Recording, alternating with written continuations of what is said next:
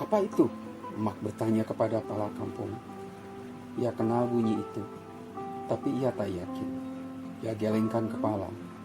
Di sini tak mungkin terjadi. Tidak, itu bukan bunyi yang biasa didengarnya. Bunyi yang biasa membuat ia geram pada lakinya.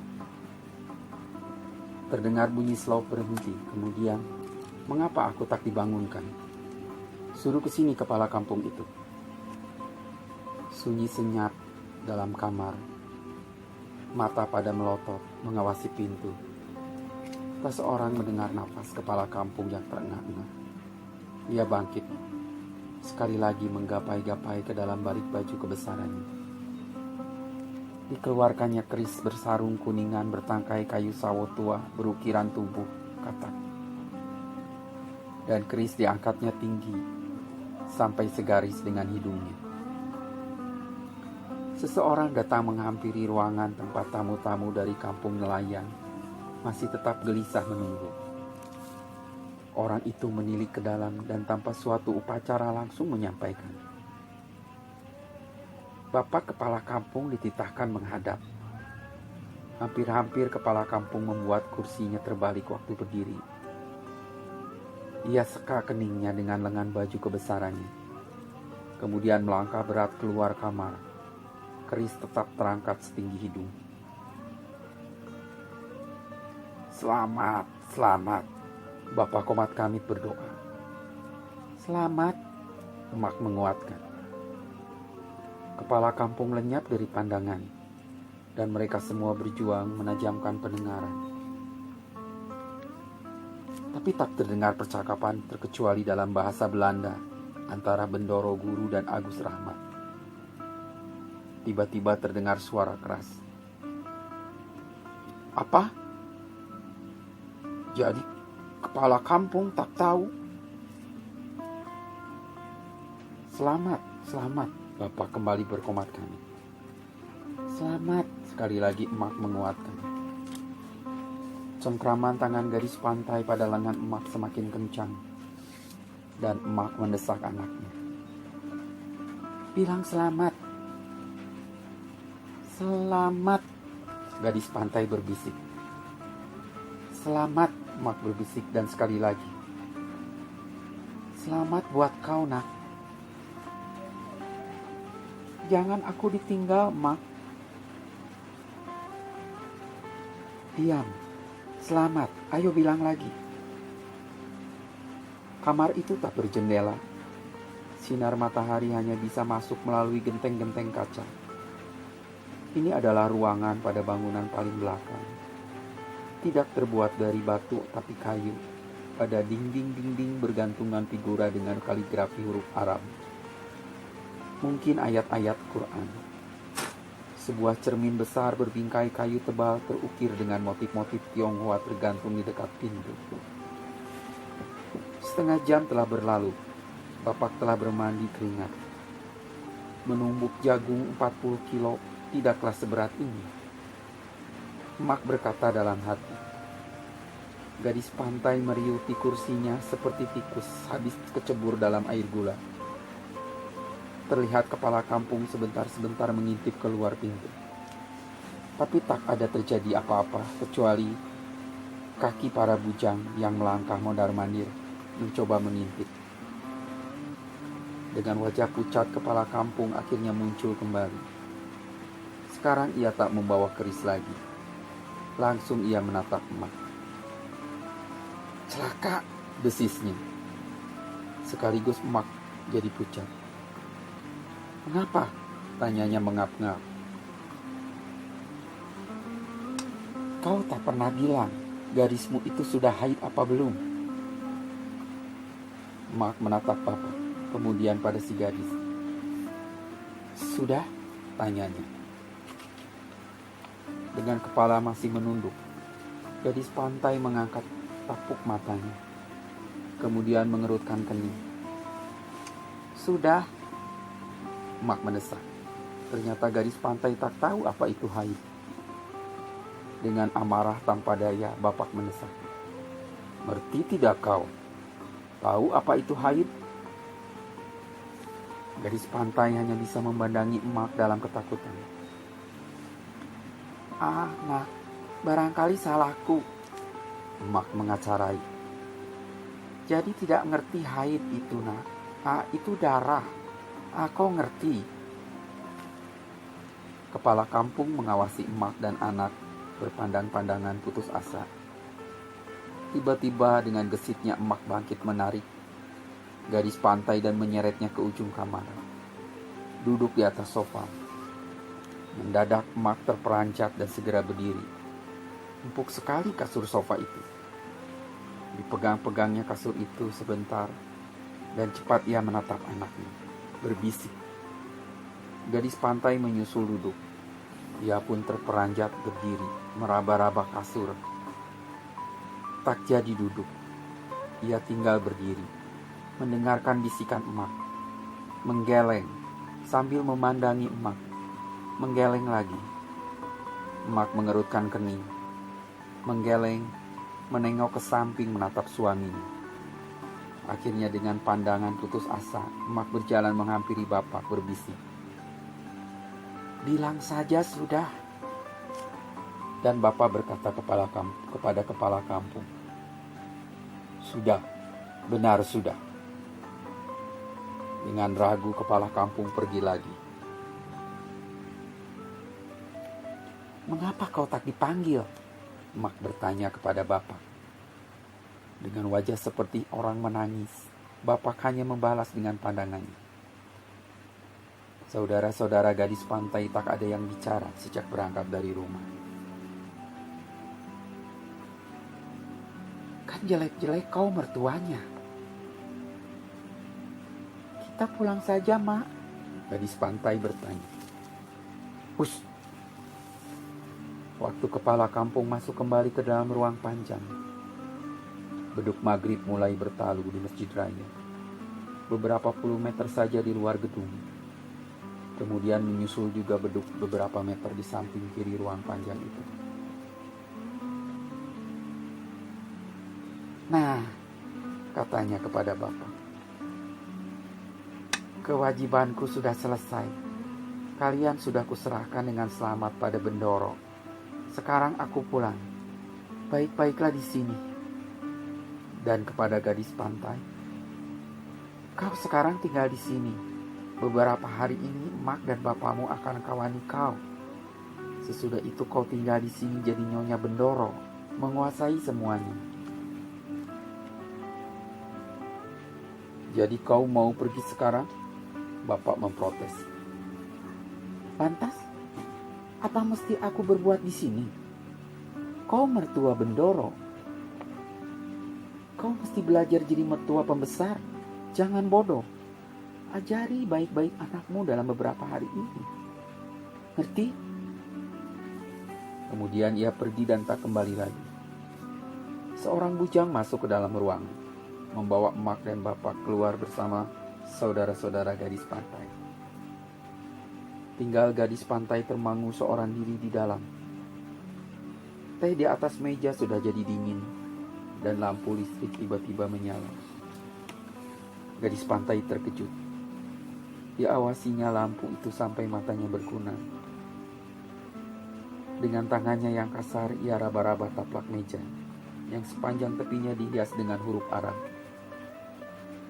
Tauge-tauge pendek, cincin-cincin dan berbagai macam titik dan garis lekuk. Tiba-tiba ia menyadari tidak pernah ada angin masuk menerobosi dinding, dan hawa kamar terasa tiba-tiba mencekik nafasnya. Sore-sore begini selalu ia membalik lesung kecil dari pojok rumah. Dituangnya udang kecil yang telah dijemurnya tadi siang dan ditumbuknya sampai halus. Kalau bapak sudah jatuh tertidur pada jam 7 pagi, pasti datang orang Tionghoa dari kota mengambil tepung udang itu. Emak menghitung uang penjualan, kemudian dimasukkannya di dalam lubang dalam tiang bambu. Di ruangan ini tak ada lesung, tak ada bau udang kering, tak ada babon, tongkol tergantung di atas pengasapan. Tak ada yang bergantungan di dinding terkecuali kaligrafi Arab yang tak mengeluarkan bau. Bujang wanita kali ini tanpa bayi dalam menggendong gendongan kini kembali masuk. Gadis pantai berdiri dari kursi. Bujang itu membungkuk kepadanya begitu rendah. Mengapa ia membungkuk? Sebentar tadi ia masih sesamanya. Mengapa ia begitu merendahkan dirinya sekarang? Gadis pantai jadi bimbang, takut, curiga. Apakah semua ini? Kemana aku akan dibawanya? Mengapa tak boleh bersama emak dan bapak? Ingin ia memekik. Di dalam kamar tidur Bujang meletakkan bungkusan di atas meja rias. Membukanya dan mengeluarkan anduk, sikat gigi, pasta, selop jerami buatan Jepang, dan sisir penyu yang bertangkai perak. Berbagai macam minyak wangi, bedak, dalam kaleng jelas buatan luar negeri. Inilah kamar tidur Mas Nganten, kata Bujang dengan senyum bangga sambil berjongkok di permadani yang menghampar antara tempat tidur dan meja rias. Tak tahu harus berbuat apa, gadis pantai pun mencangkung, mendekat-dekatkan ke meja hias. Botol-botol minyak wangi dari berbagai macam bentuk dan bangun. Gemerlapan tertimpa cahaya listrik, mempesonakan pemandangannya.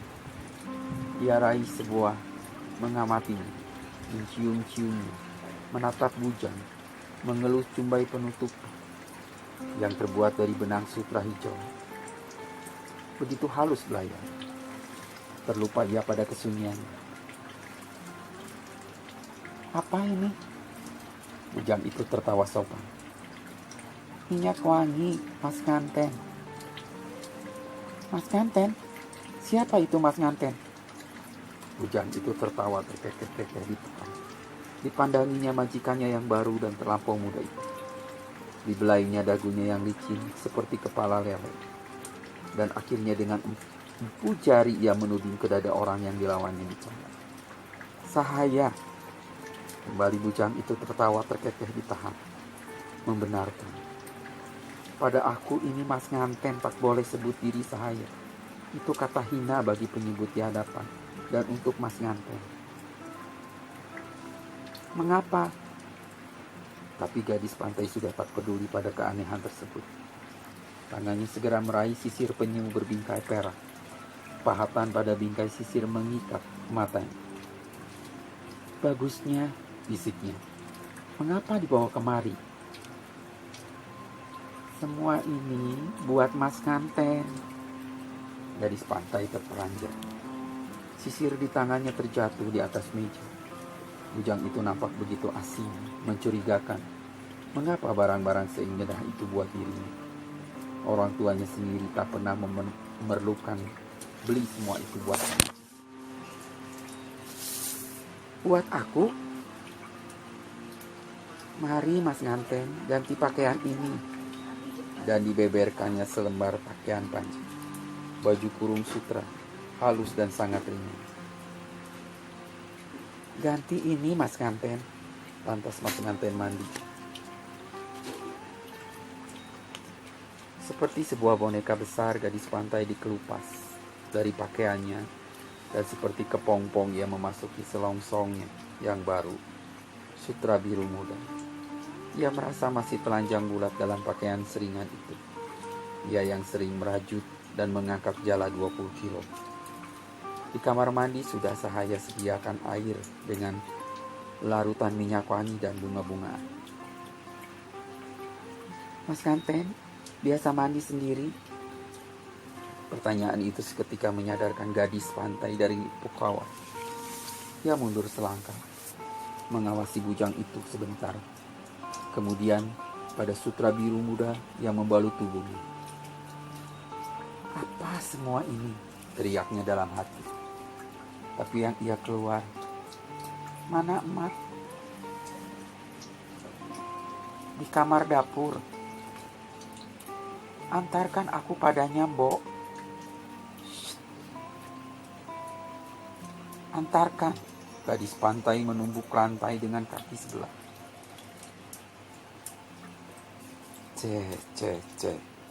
Itu tidak layak bagi wanita utama, Mas Nganten. Wanita utama cukup menggertakkan jari dan semua akan terjadi. Tapi sekarang ini, saya inilah yang mengurus Mas Nganten. Sebelum Bendoro memberi izin, Mas Nganten belum bisa bertemu. Mari saya mandikan. Pakai selop itu. Mendengar nama Bendoro, hati gadis pantai menjadi kecil dan meriut. Dengan sendirinya, kakinya yang tak pernah bersandal, tak pernah berterompah, tak pernah bersepatu, dijulurkan dan tiba-tiba saja selop rumput buatan Jepang telah terpasang pada kakinya. Waktu bujang itu mengulurkan tangan dengan sendirinya, ia terima tangan itu digandeng. Mereka berdua keluar kamar, melintasi ruang belakang yang 4 kali besarnya daripada rumahnya di tepi pantai. Bendoro, Guru, dan Agus Rahmat ternyata telah menyingkir dari ruang itu. Keduanya menuruni jenjang. Kini di hadapannya berdiri sebuah rumah besar bergenteng hitam. Gadis pantai ragu sebentar. Itu hanya dapur, Mas Nganten. Keduanya membelok ke kiri, menepi pinggiran dapur. Dan kini sebuah kamar mandi besar, seluruhnya terbuat dari batu, menganga di hadapannya. Waktu keduanya masuk ke dalam, seperti dengan sendirinya pintu tertutup, kemudian terdengar gemercik dan kecibak air. Gadis pantai merasa aneh sekujur tubuhnya setelah kembali ke kamar dan ganti pakaian. Bau-bauan harum yang membumbung dari tubuhnya membuat ia mula-mula agak pening. Ia merasa asing, badannya tak pernah seharum itu. Itu bukan bau badannya. Dan pakaian yang terlalu ringan dan halus itu masih juga memberinya perasaan. Ia masih telanjang bulat, tapi selop rumput itu memang menyenangkan Tungkai. Sedang suara bujang tak henti-henti berdengung pada kupingnya. Nah, ingat-ingat Mas Nganten, begini atau begitu. Dan waktu bujang itu menghias tepi-tepi mata gadis pantai dengan celak buatan Arab, terdengar lagi suaranya. Biar mata kelihatan dalam, biar nampak punya perbawa. Sedikit demi sedikit gadis pantai melihat pada cermin bagaimana wajahnya berubah, sampai akhirnya ia tidak mengenalnya sama sekali. Aku ini, bisiknya pada cermin.